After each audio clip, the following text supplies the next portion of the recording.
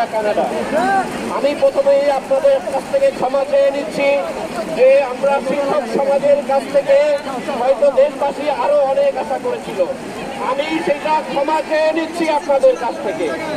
আমি আরো আশা করেছিলাম আজকে আরো বিশ্ববিদ্যালয়ের শিক্ষকরা এখানে দেখব, অনেক শিক্ষকই আছে, কিন্তু আমরা চাই সব ইউনিভার্সিটি এবং সব শিক্ষা প্রতিষ্ঠানের শিক্ষকরা এই রাস্তায় এসে প্রত্যেকটা ছাত্র হত্যার বিচার চাইতে হবে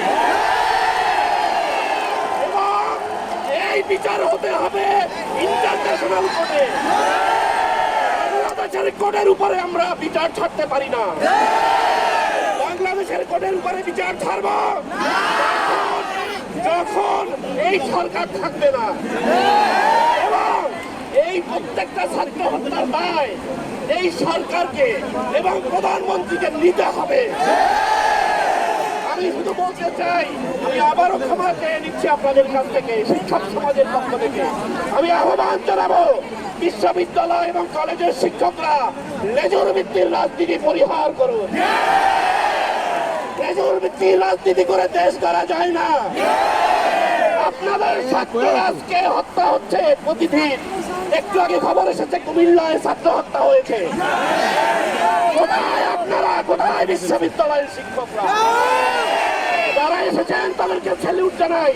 যারা এখনো ঘরের মধ্যে বসে আছেন, আপনাদের নৈতিক দায়িত্ব রাস্তায় আসা। এখন আর 1 মিনিট সময় নাই করে বসে থাকা।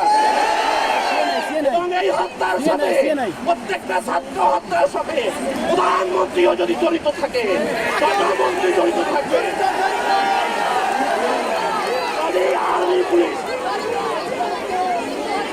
আর্মি পুলিশও যদি হত্যার সাথে জড়িত থাকে, প্রত্যেকটা ছাত্র হত্যার বিচার হইতে হবে এবং অবশ্যই ইন্টারন্যাশনাল কোর্টে।